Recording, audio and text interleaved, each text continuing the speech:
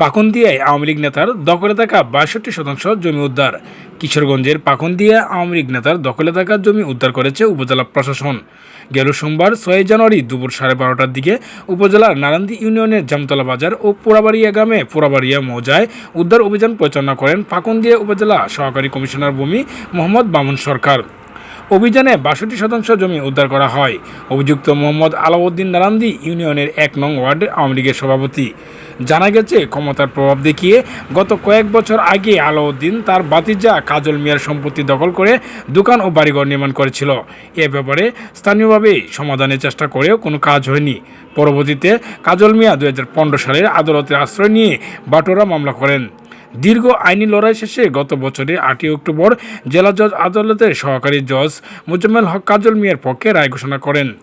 উচ্ছেদ অভিযান পরিচালনা করেন পাকুন্দিয়া উপজেলা সহকারী কমিশনার ভূমি মোহাম্মদ মামুন সরকার। পাকুন্দিয়া থানা পুলিশ ফোর্স উপস্থিত থেকে রায় কার্যকর করেন।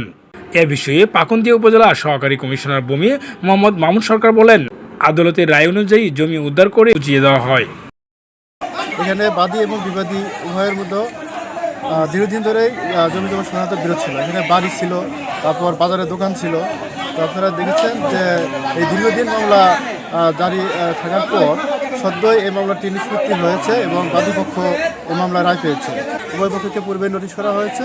এর পরবর্তীতে আজকে আমরা এই অভিযান পরিচালনা করলাম।